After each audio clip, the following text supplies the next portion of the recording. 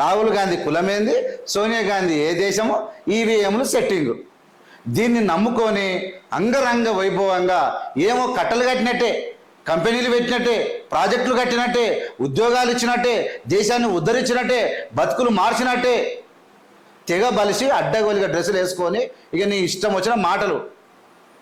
ఒక మామూలు ఒక సాదాసీదా పౌరునిలాగా టీషర్ట్ వేసుకొని చెప్పులు వేసుకొని నడుస్తున్న ఒక వ్యక్తిని నీ పుట్టుక గురించి మాట్లాడతారా? మీరు మనుషులా? మీరా ఈ దేశంలో ఐక్యత కోరేతోళ్ళు? మీరా కులమతాలను సమానంగా ఉంచుతాడు? ఈ దేశంలో కులాంతర వివాహాలు, మతాంతర వివాదాలను ప్రోత్సహించే విధవలు మీరా అని అడుగుతా ఉన్నా. నేను కేవలం బీజేపీలో ఉన్న అందరినీ కాదు, ఎవరైతే నీచ సంస్కృతి, ఎవరైతే దుర్మార్గమైనటువంటి పశువు కన్నా అధ్వానంగా ప్రవర్తిస్తున్నాడో, మనుషులను మనుషులుగా చూడకుండా మతాలతోని కులాలతోని అంటిపెట్టేటువంటి ఆ విధవ నా కొడుకుల ముఖం మీద ఉంచండి అంటున్నా. సిగ్గులేరు నోరు తెరిస్తే మాట్లాడతారు. ఈయన అంటే రాహుల్ గాంధీ ఏ కులం అంటాడు? సిగ్గు తప్పినవాడు. ఈయన కాబోయే ముఖ్యమంత్రి అని కలలు కంటా ఉన్నాడు. నువ్వు ఏమైనా పొడిచేది ఉంటే, నువ్వు పేదలను ఇట్లా దిద్దినట్టుంటే, పేదరికాన్ని మార్చినట్టుంటే, పేదలను ప్రేమించినట్టుంటే, ఈ దేశాన్ని మార్చినట్టుంటే నువ్వు గొప్ప నాయకుడు అనుకుంటే మాట్లాడు. కానీ ఇలా కేవలం రాహుల్ గాంధీ కాంగ్రెస్ పార్టీ ఒక అధినేత కాబట్టి ఆయన మీద బురద తల్లితే, ఆయన మీద విషయం దక్కితే మన బతుకులు మారిపోతాయి, మనం గెలిచిపోతాం అన్నటువంటి స్పృహతోనే చదివితే మిమ్మల్ని మనుషులు కూడా అనరు. ఎట్లా మాట్లాడతారు మీరు? రాహుల్ గాంధీ ఏ కులం అని ఎట్లా మాట్లాడతారు? ఇప్పుడు ఇందిరాగాంధీ లవ్ మ్యారేజ్ చేసుకున్నది ఈ విధవలకు ఒక వరమైపోయింది. అంటే పిచ్చి జనాభా ఉంది కదా, నమ్ముతారు. రాహుల్ ఖాన్ అంటే ముస్లింలకు ముస్లిం దేశ ప్రధాని అవుతాడా? ఈ బాధ తట్టుకోలేక, ఈ లుచ్చల బాధ తట్టుకోలేక, అరే ఖాన్ కాదు నాయన, మా ముత్తాత నెహ్రూ ఇక్కడ కాశ్మీర్ పండితులం, మేము బ్రాహ్మణులము, మా ముత్తాత బ్రాహ్మణుడు, మా తాత మోతిలాల్ నెహ్రూ ఇక్కడ నెహ్రూ ఎవరైతే ఉన్నారో ఆ నెహ్రూ కానీ, లేదంటే మా తండ్రి అయినటువంటి రాజీవ్ గాంధీ, మా తాత ముత్తాతల వరుస తీసిన మేము బ్రాహ్మణులం అని చెప్పిండు. ఒకవేళ ఇదంతా ఈ బాధ వస్తుంది, ఇలాంటి దరిద్రం వస్తుందనే గాంధీజీ ఏం చేసినంటే, ఇందిరాగాంధీ పెళ్లి చేసుకుంటా అన్నప్పుడే ఆ ముస్లింలని దత్తత తీసుకున్నాడు. ఫిరోజ్ గాంధీని గాంధీ ఇంట్లోకి దత్తత తీసుకొని పెళ్లి చేసినప్పుడు గాంధీ అన్న అవుతాడు, లేదంటే బ్రాహ్మణుడని అవుతాడు. కానీ ఈ రెండిట్లల్లా వాళ్ళ కులం మీద పేలాలు ఏరుకో బతుకుతున్నటువంటి ఈ లుచ్చలు వీళ్ళు మాట్లాడతారు ఏ కులం అని చెప్పి. నేను అడుగుతా ఉన్నా, రాజకీయాలు చేయండి, ప్రజలను ప్రేమించండి, దేశంలో అందరినీ సమానంగా చూడండి, కులాంతర మతాంతర వివాహాలను ప్రోత్సహించండి. ఈ దేశంలో ఎన్ని కులాలు ఉన్నా, ఎన్ని మతాలున్నా అందరూ సమైక్యతతో ఈ దేశం ముందలుకోవాలని చెప్పి ప్రోత్సహించాల్సినటువంటి మీరు పగలు ప్రతీకారాలతో ఇంకా కూడా స్వతంత్ర భారతదేశంలో ఇలా అంబేద్కర్ గారు రాసిన రాజ్యాంగంలో ఏ కులము నీదని అడుగుతా ఉన్నారంటే ఈ సిగ్గు తప్పిన సార్. రాహుల్ గాంధీ ఏది రాస్తే అదే కులం, అదే నమ్మాలి. ఎవడన్నా అడిగితే ముఖం చెప్పు తీసుకొని కొట్టి ముఖం మీద ఉంచాలని చెప్పి ప్రజలకు చెప్తా ఉన్నాను నేను. ఏ విధవనన్నా ఈ వీడియోని అందరూ లైక్ చేసి షేర్ చేసి ప్రతి లుచ్చగానికి పంపండి అన్న.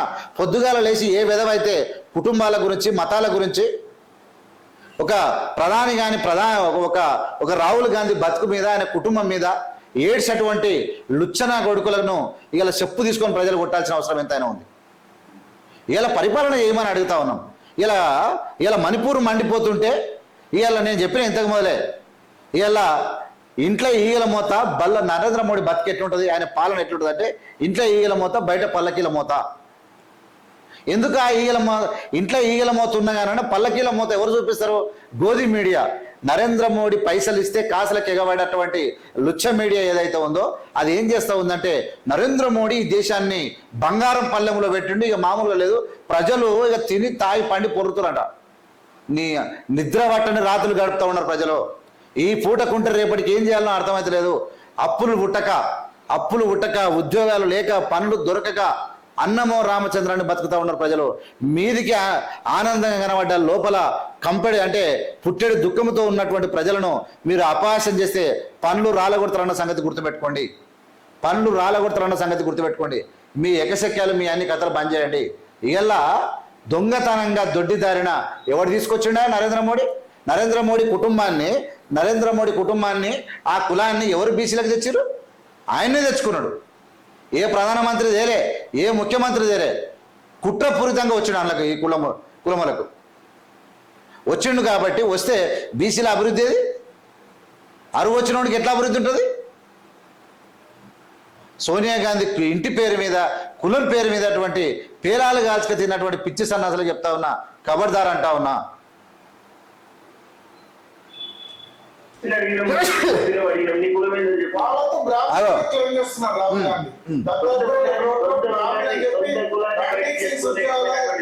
నేనేమంటే సొంత కులాన్ని బయటికి చెప్పుకోనికి ఏమైనా దొంగతనం చేసిండా?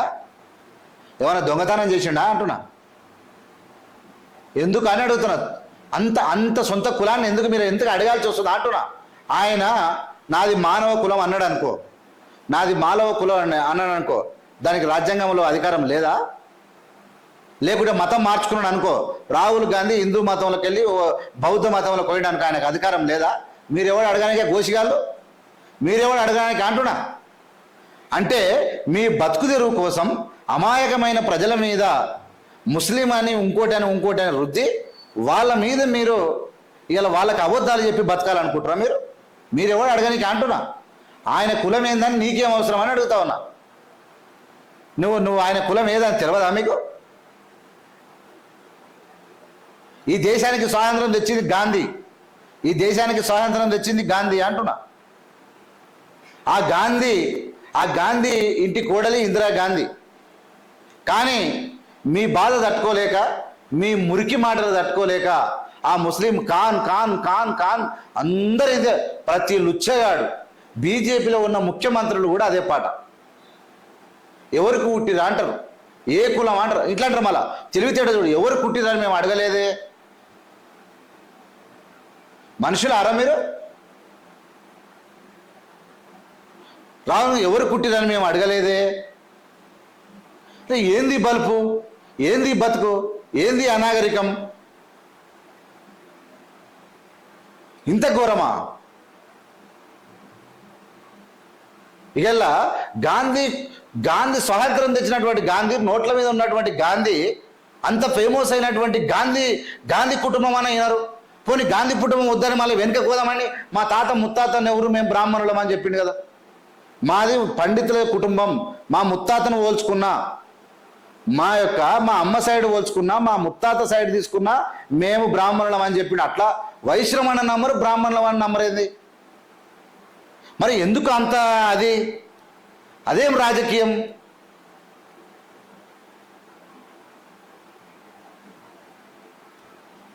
సొంత కులాన్ని బయటకు చెప్పుకోవడానికి ఇష్టపడలేదు. అది సార్ సబ్జెక్టు తెలంగాణది. తెలంగాణలో ఇంతకుముందు ఇచ్చే ఒక ముఖ్యమంత్రి అంటే ఇచ్చే ఎగిరి ప్రధానమంత్రి మీద ఇప్పుడు కనీసం నడవడానికి కూడా చేత కాకుండా. ఇది నేనేమన్నా రఘునందన్, నీకు తగదు. నేనేమంటా అంటే నువ్వు ఒక ఏదో బై లక్కీగా అప్పుడైనా మొన్న లక్కీనే గెలిచినావు, మొన్న ఎమ్మెల్యే గెలిచినావు లక్కే, ఇది కూడా నీకు లక్కే. సరే నువ్వేమంటావు అంటే ముసలిగా నువ్వు కావా, నీ నరేంద్ర మోడీ చావడా, నువ్వు చావా? కేసీఆర్ ముసలిగా అయ్యిండు, కట్టె పట్టుకొని నడుస్తూ ఉన్నాడు, ఆయన శరీరం సహకరిస్తలేదు, ఆయన కట్టెలు తిప్పుతుండే, ఆయన ముందులో నువ్వు వంగవాడి దండం పెట్టినోడవే కదా, ఆయన కాళ్ళు వచ్చినోడవే కదా నువ్వు కూడా. అంతగానం ఎందుకు ఇరుచుక పడతా ఉన్నావు నువ్వు? ఒక ఆయన అని పాము హౌస్లో వండిండు, చలో పండిండు, ఎవడైనా వంటారు కదా. నీ నరేంద్ర మోడీ నువ్వు ఇట్లే ఉంటారా ఎప్పుడు చెప్పండి మరి? అంటే ఆయన విదేశాలకు వెళ్ళి ఏవి మంది సొమ్ము కదా, కత్తి కాదు మన నెత్తి కాదు, మంది డబ్బులు ఎన్ని పోయినా సరే ప్రజలు పన్నులు కట్టి ప్రజలు, నేనేమంటా అంటే ఏవందో రాజుల సొమ్ము రాళ్ళపాలు, విదేశాలకు వెళ్ళి విమానంలో రోజు టిఫిన్ తెప్పించుకొని తింటా అంట ఆయన.